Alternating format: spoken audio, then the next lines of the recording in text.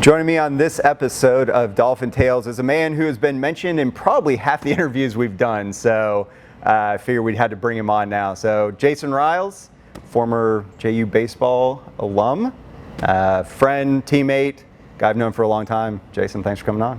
Absolutely. Thanks for having me. So watch a bunch of the podcast. Very cool concept you have going on here. It's cool to see what the old teammates and old athletes are doing. So I'm surprised it took this long for you to get me on, but I did Google like the top 100 JU athletes, and I was like 45th. Okay.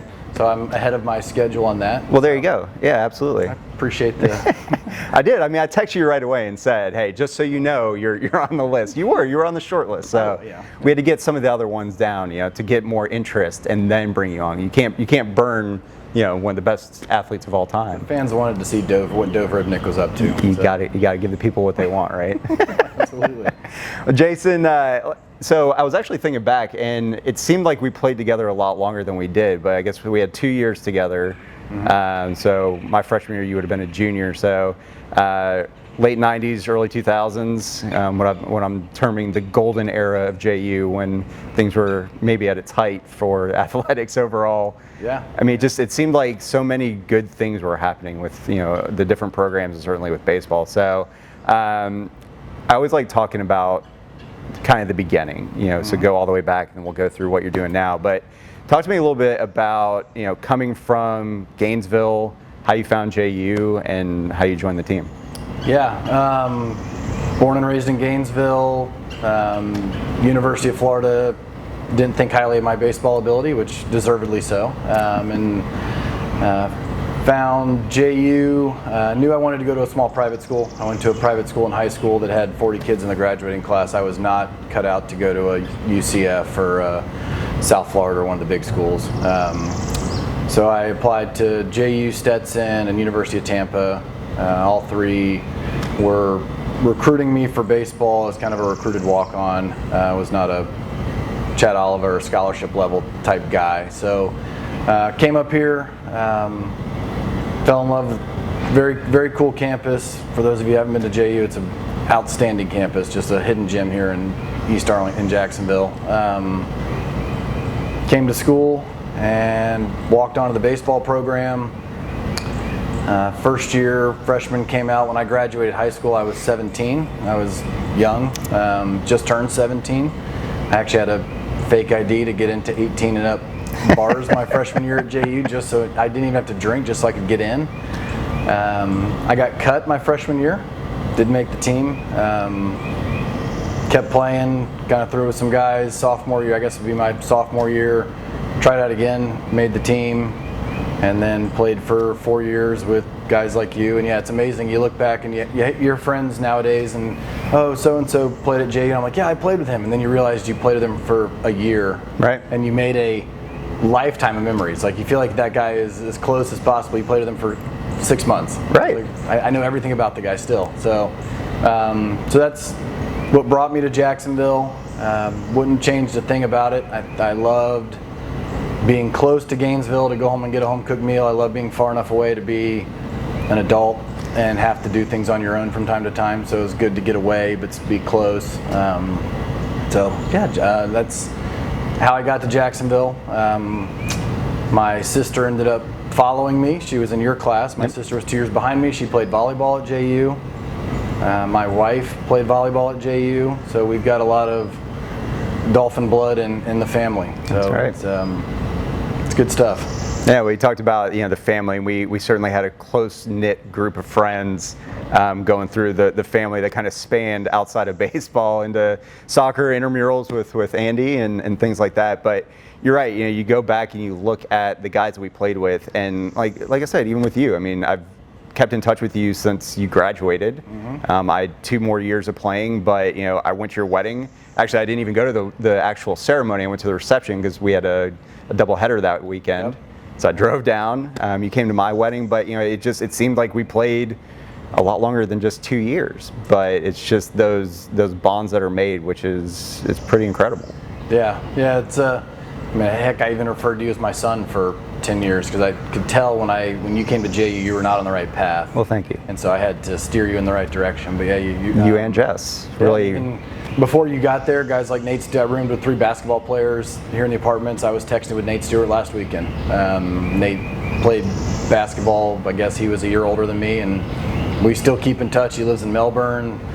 Got 2 kids that are scary that they're like 14 and 12 now, and it's crazy how time flies. But yeah, it's from Nate with basketball guys to Dove with soccer guys to Boz with volleyball people. The JU athletic community, everybody was family and brothers and sisters, so pretty cool. And we all made it out okay. Yeah, and mostly. My sister always complained because she was always nervous to date somebody at JU because she had 40 older brothers on the baseball team that were looking out for her and kind of giving guys the side eye when she would try to date somebody. Like, that's Jason's sister. You be careful. So nice. She also said it was great because if she ever went out to a party, she had 40 people to look after her. That's true. But so good community taking care of each other. Yeah, absolutely. Actually, I dropped the kids off this morning, so I walked around for a second, and you were talking about coming to the games, parking your boat down here. I walked down this little boardwalk that I've never even been on, just to see the O-Search. And then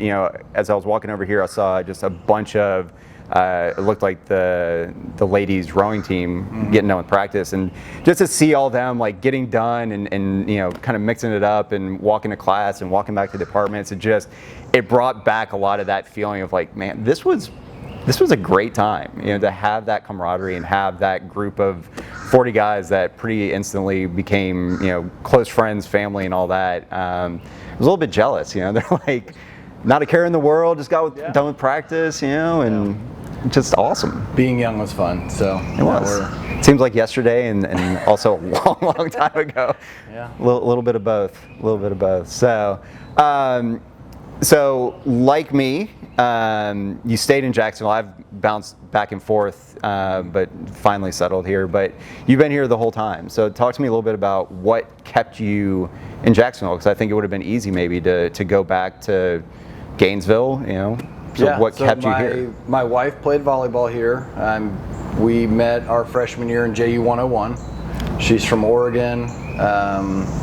We dated kind of through college. I'll say off and on to be correct, but we dated throughout college. And then when we graduated, I had the opportunity to go back and work for my dad in Gainesville, and he has a real estate company down there, and step into his shoes. And Jess and I just thought Jacksonville was the place to be. It had the beach, had more restaurants. Gainesville's a great city, great place to raise a family, but it's just a little smaller, and we had kind of fallen in love with the city. So of course we graduate, and I say, let's go to the beach and look for a place to live. And my wife, being much more culturally diverse than I am and smarter than I am, had spent some time at the Cummer Art Museum doing internships and stuff, and she said, let's go look in Riverside. That part of town's great. And from JU, the other side of the river is the other side of the world. We never went that way unless it was Florida Georgia weekend and we were going to the Landing. That's right.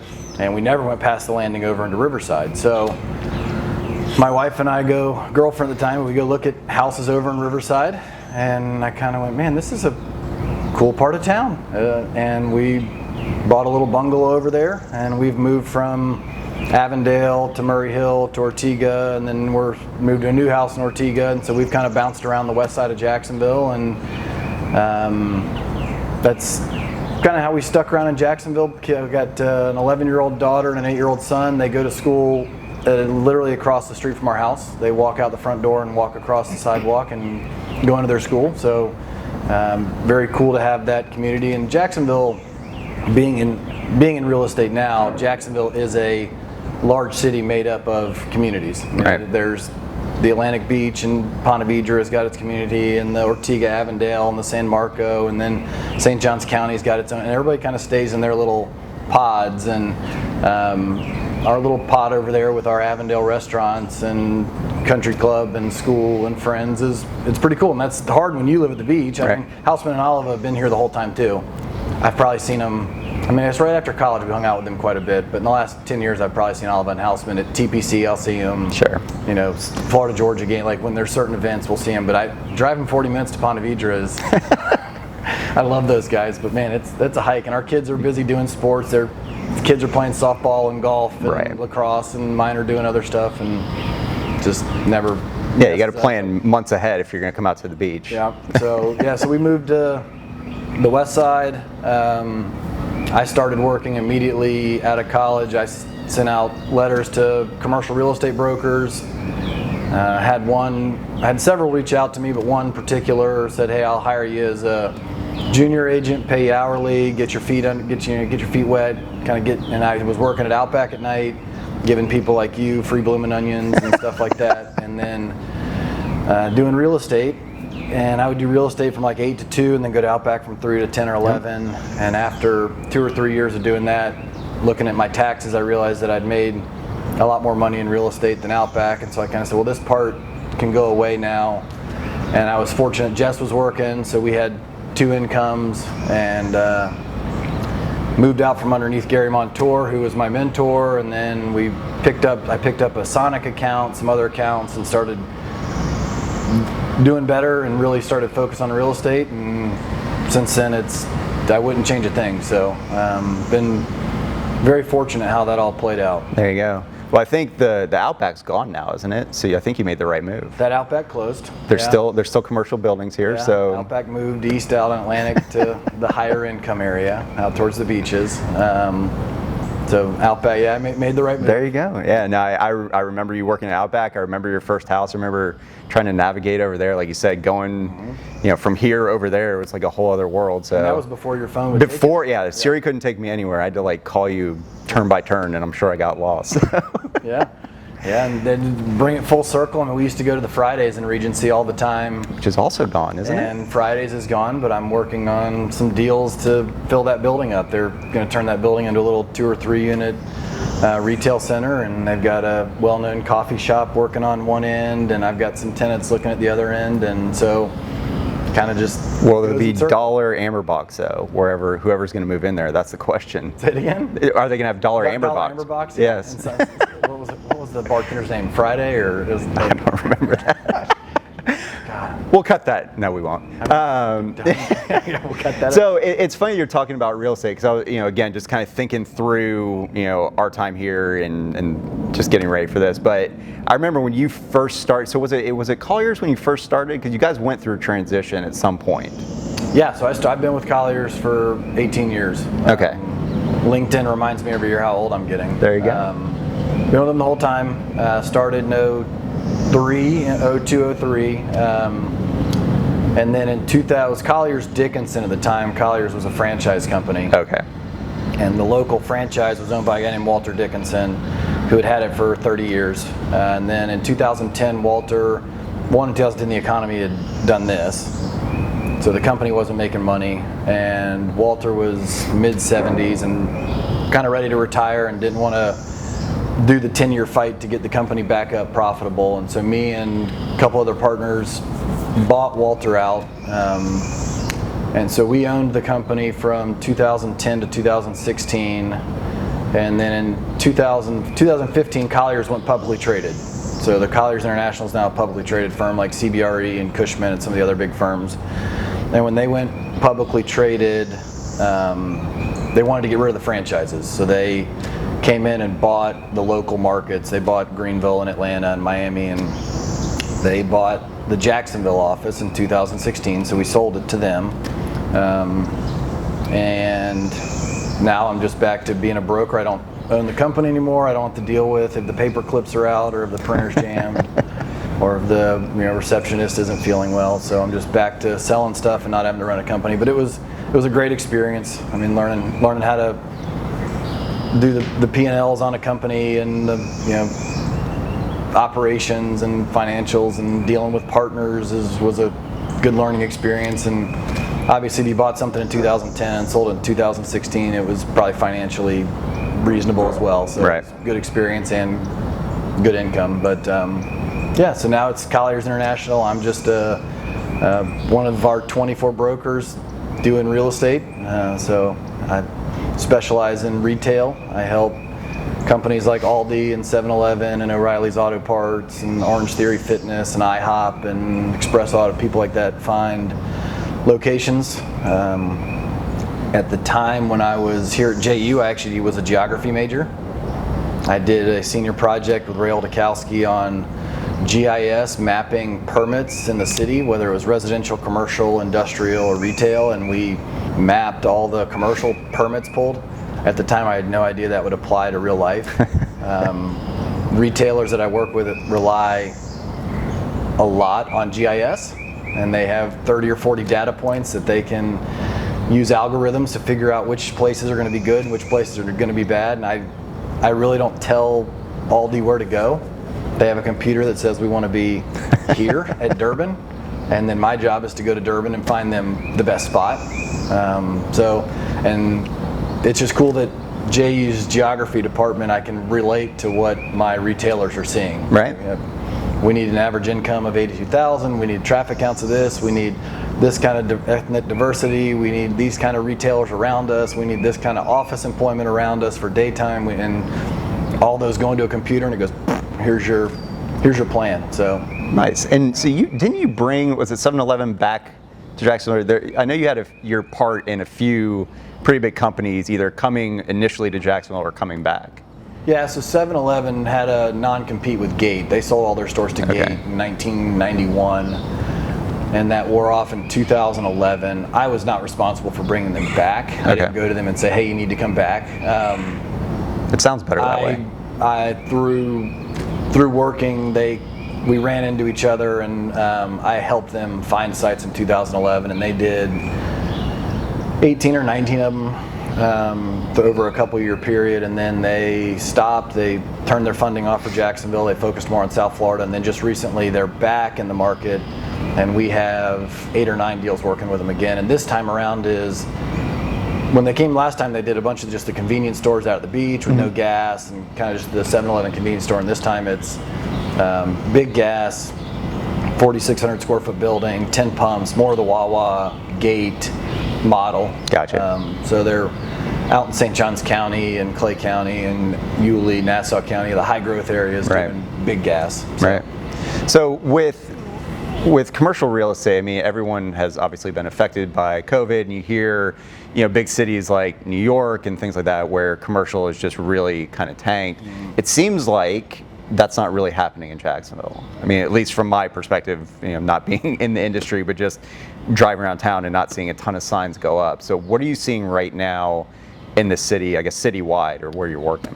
Yeah, I think there are a lot of experts that if there was a Vegas betting line on the market in early 2021 in Florida, they would have lost a lot of money. I think, April or May, we've been due for a little softening for 5 or 6 years. I mean, we've been up since 2010, kind of on a growth pattern, and cycles don't usually last 11, 12 years. They go 7 or 8 years. So we've kind of been waiting for a softening, whether it was interest rates going up, and then COVID hit and everybody went, okay, it's a pandemic, it's going to soften the market. Jacksonville has not softened a bit. There's sectors, I mean, if you own a movie theater, you're probably not happy. If you own fitness centers, you probably got hurt. If you're in office leasing, you're probably a little slow. A lot of the big companies with office leasing are still trying to figure out, can they have 40% work from home and not pay rent on a 20,000 square foot office plate downtown where they're paying $1 million a year in rent? So office leasing still on hold. Retail, like I said, movie theaters, fitness, like there were small sectors of retail that got hurt. Restaurants got hurt. If you owned a sit-down restaurant, if you owned Roy's at the beach, I'm sure you had a tough year.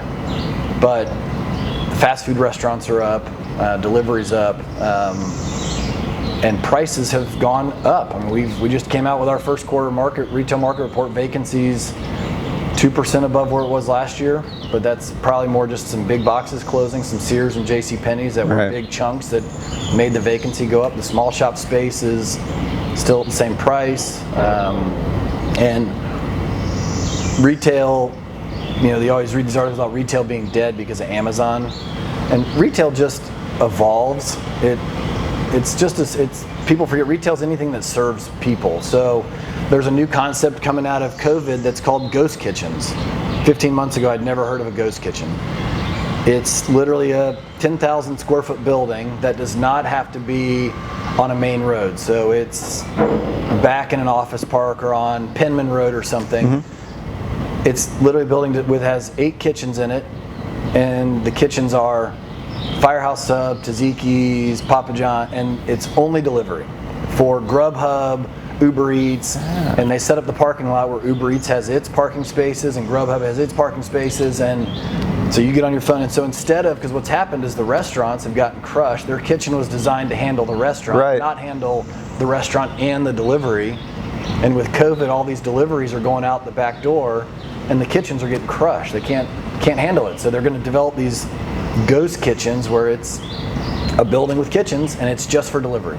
Wow. You'll never go there as a customer, but that's where your DoorDash comes from, not from the restaurant. And I've heard that there is a problem with people having to do like a separate ordering system and trying to deal with customers coming in and doing the takeout. Even like the sushi place by my house, there you can see them like trying to take care of the people at the counter, trying to get their call-ins, but then also they're sitting there on their iPad trying to deal with the DoorDash or whatever. So you go to Firehouse, and they have that table sitting there and it says Grubhub, Uber Eats, DoorDash. Like the Firehouse has the different stations. Well, that's gonna stop and it'll be run out of these other buildings. They're gonna, so it's something COVID created that nobody really saw coming, and it's interesting how just retail kind of evolves. Right. So that's awesome. Yeah.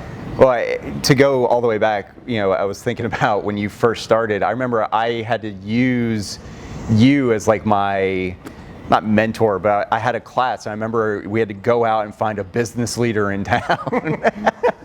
And yeah, and so I found you. Obviously, it was future planning. The one guy that wore slacks to work, you found him. Basically, you were the only person I knew. Yeah, and but yeah, I remember I had to do a project, and you had to teach me a little bit about commercial real estate, and I had to present that to the class. And I remember I had my little flyer, and I was talking about all the different things, and thought I was like doing great. Man, I'd love to go back and see what that presentation looked like. It was probably not good. I think I probably did well. Yeah, it was one of the business 101 classes or something. Oh no, this was like senior level. Marketing, wasn't it? Yeah, it was a marketing class. Yeah, and somehow I used commercial real estate to it's a business. It's all the same. You were an athlete. You were going to get it.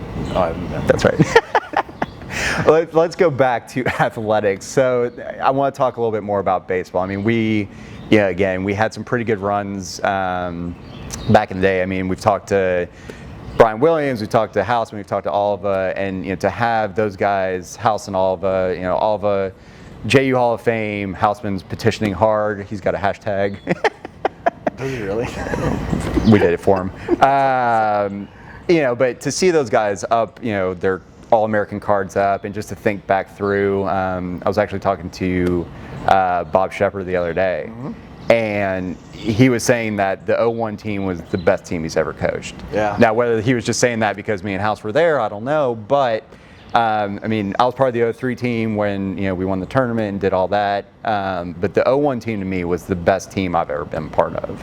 Yeah, I talked to Coach Shepard a month ago, and he said the same thing. Okay. He had a team at UNF that he really enjoyed coaching, but he said that 01 team was incredible, and it was a special team. I mean, to take 2 out of 3 from Miami on the road, to beat Florida State, it was pretty remarkable. And at the time, you don't appreciate how good it was. Right. And then I come back, we come back to 5 or 6 games a year, and they see Oliva and Houseman on the wall, and they go, "Dad, there's your roommate." And I'm like, "Yeah." And then my son goes, "Why don't you have a picture up there?" And I go, "Well, because I didn't bat .480 and have 17 home runs, buddy. I did other stuff that was very important on the team." I threw change-ups. Yeah, I threw change-ups. Lots of them.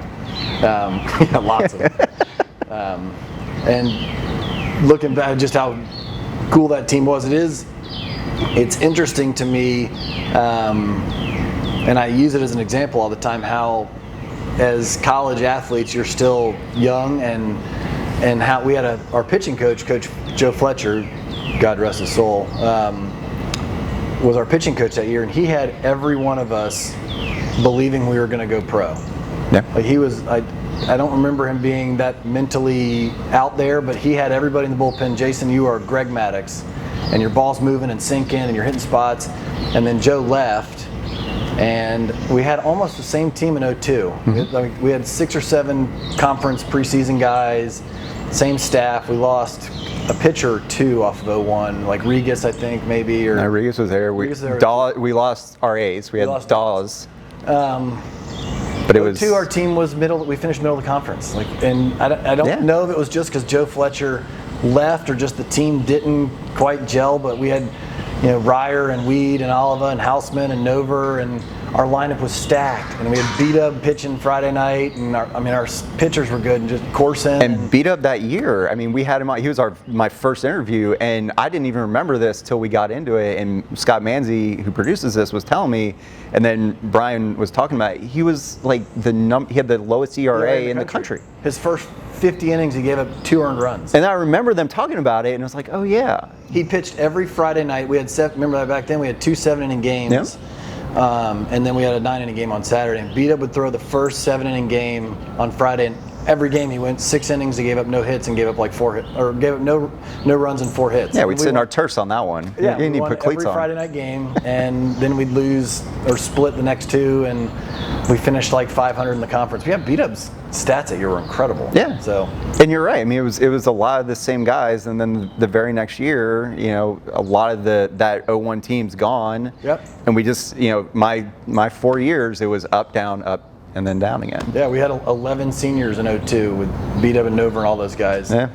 And then we all went and played Wood Bat League here in baseball, or in Jacksonville. There's an adult league. We took 11 22-year-old JU baseball players, went and played in that league, and just steamrolled pitchers. Our 3 pitchers were Jarvis Frazier, Brian Williams, and me pitching against 30-year-old men. And I think Jarvis had like 20 strikeouts 2 or 3 games in a row. He was just sawing people off. It was awesome. Really wasn't fair, but and then the gang fell apart. So glory days. There you go. But yeah, it's just that 01 team was awesome. And then the 99 team with Grant Colliers and those guys, when they went down to Kissimmee, I was on the team but didn't travel to conference. That was a different team. That was a grindy, just grind you out ball club with Dale Johnson and Herb and Bernanke and looking back, the team was huge. Well, that's what I was going to say. I remember coming in and 5'9" lefty. We only had 3 freshmen my freshman year. I was the only pitcher, and then Hudson and Hurst. Oh yeah. 2 outfielders. And so I walk into our first meeting. I remember it was in the locker room, and I'm just looking around at these giants and thinking, what have I gotten myself into? 6'2", 215, 6'2", 210, and was middle of the club pack. We'd shake hands with Miami and Florida and those guys, and Bernanke. We had all these guys that were 6'5", 6'6", 240, just monsters of men, and it was awesome. We were a football team. Yeah, we were a football team. Just smash baseballs, but it was cool times. It was. And it's good to kind of keep up with some of the guys from time to time. You see, Jamie Rogers is out coaching football at Swanee, and you read about him in the paper, and you see other guys doing things on LinkedIn or something where they're out doing stuff. It's pretty cool how the group all kind of sticks around. It is. That's why we started the show, is just thinking through not only the teams that I was a part of, but then the people that were part of the university when I was here, like Jess and Boz and Dove and Alex Boylan and all these people. It was like there's a lot of people doing some pretty incredible stuff, and so to come back and talk about the glory days, like you said, whether that was here at JU or in adult league. Mm-hmm. Yeah. It really is a special place, and I think the whole family atmosphere, whether it's actual family, and because I was your son, I followed in your footsteps and married another athlete as well. So having those types of things, it's just been a cool experience, and to continue to talk about it and bring people back, it's been awesome. Yeah. So, well, that's all I've got for you, man. You got anything else you want to talk about? Man, I was worried. I saw Boz filled 30 minutes like no problem, and I was like, what am I going to talk about for 30 minutes? And it must be the moderator. Boz has been much more accomplished and living in New York and highfalutin, and I'm just a good old boy in Jacksonville. But no, things are good. So that was awesome. I got nothing else to add. So. Awesome. Thanks for coming on, buddy. Yeah, dude.